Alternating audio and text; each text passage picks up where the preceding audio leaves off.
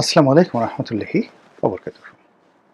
সম্মানিত দর্শক, আজকে যে বিষয়টি নিয়ে আলোচনা করব এটি ফেসবুক একটা ট্রল নিয়ে।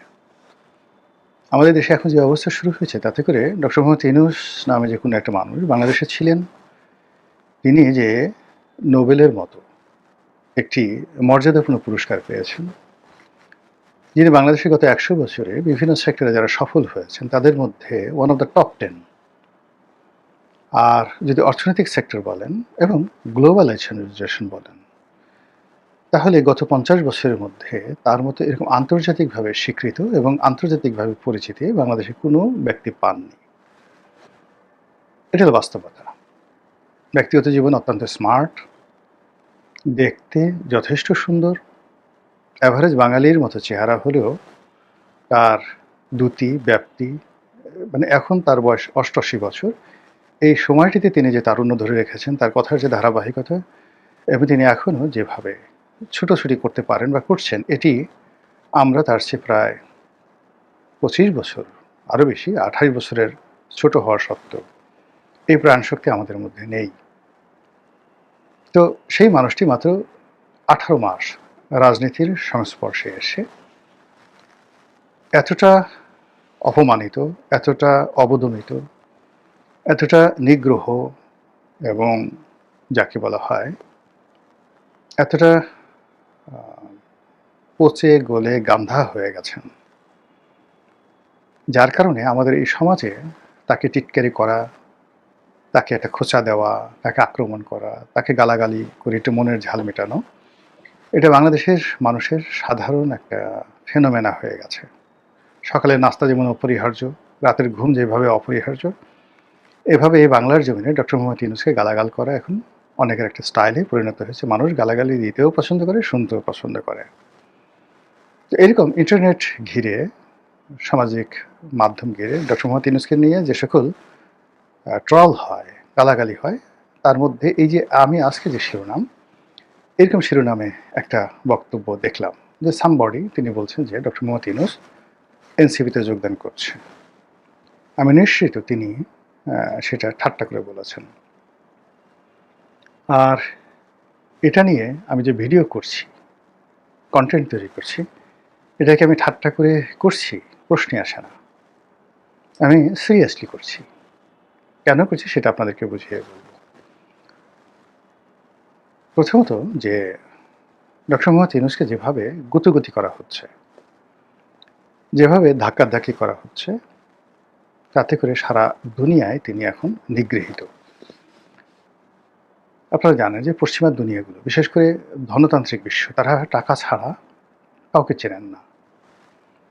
আমেরিকার যে সাম্রাজ্যবাদ, সেই সাম্রাজ্যবাদের একটা প্রধান বৈশিষ্ট্য হলো যতক্ষণ পর্যন্ত আপনার ক্ষমতা আছে, যতক্ষণ পর্যন্ত আপনার টাকা আছে এবং যতক্ষণ পর্যন্ত আপনি শরীর এবং মন দিয়ে আমেরিকার সেবা করতে পারবেন, ততক্ষণ পর্যন্ত তারা আপনাকে মাথায় করে নাচবে। ১।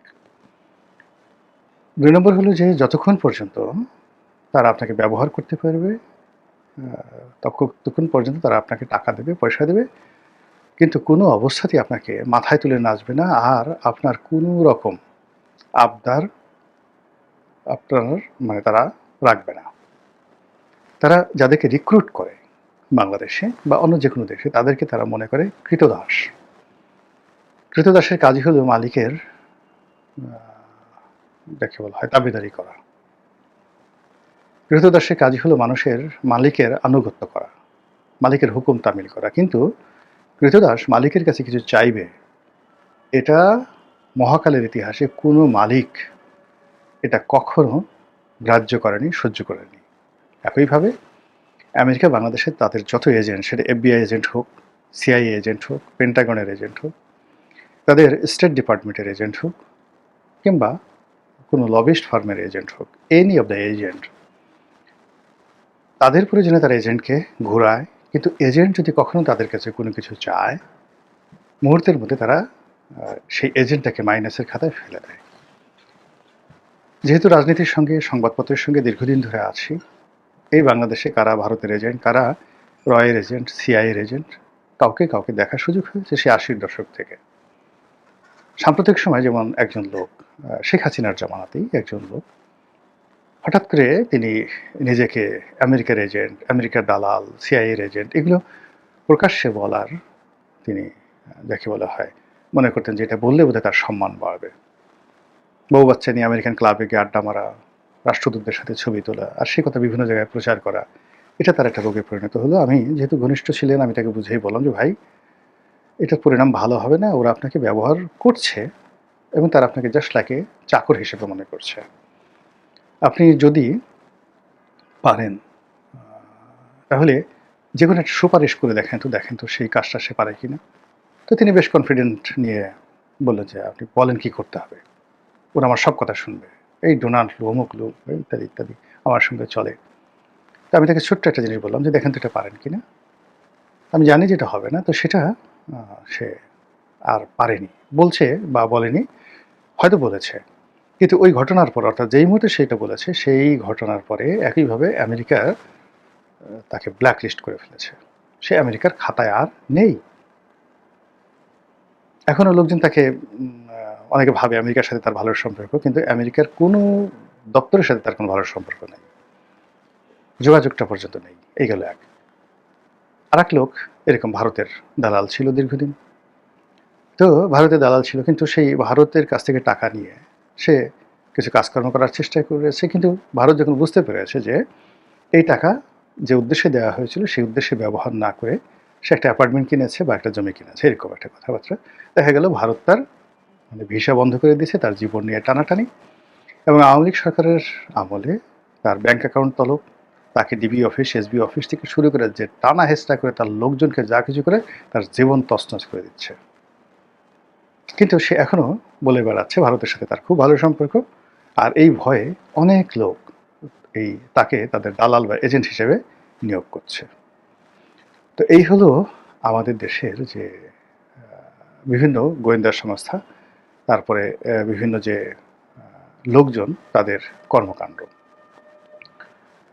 তো এইভাবে আমেরিকা বলেন, ভারত বলেন, অন্যান্য যারা বলেন তারা তাদের এজেন্ট নিয়োগ করে, তারা তাদের লোকজন নিয়োগ করে, তারপর আবার সময় মতো তাদেরকে ছুঁড়ে ফেলে দেয়। তো সেক্ষেত্রে আমেরিকার যারা এই রেজিম চেঞ্জের এজেন্ট ছিলেন শেখ হাসিনার জামানাতে, আমেরিকা তাদেরকে ফেলে দিয়েছে। কোনো অবস্থাতেই আমেরিকা কাউকে ওন করে না, যেটা চীন করে, যেটা রাশিয়া করে।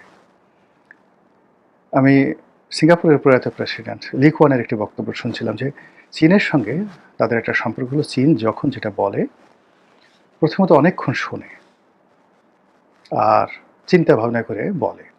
যেমন তিনি দেং জিয়াওপিং তার সঙ্গে লি কুয়ানের একটা বৈঠক হলো সিঙ্গাপুরে। তো তিনি তাকে বললেন, দেং জিয়াওপিং বললেন যে তোমাকে আমার খুব ভালো লেগেছে, তো তুমি বেজিংয়ে আসো, তোমার সঙ্গে আমার আবার দেখা হোক। তো লি কুয়ান বললেন যে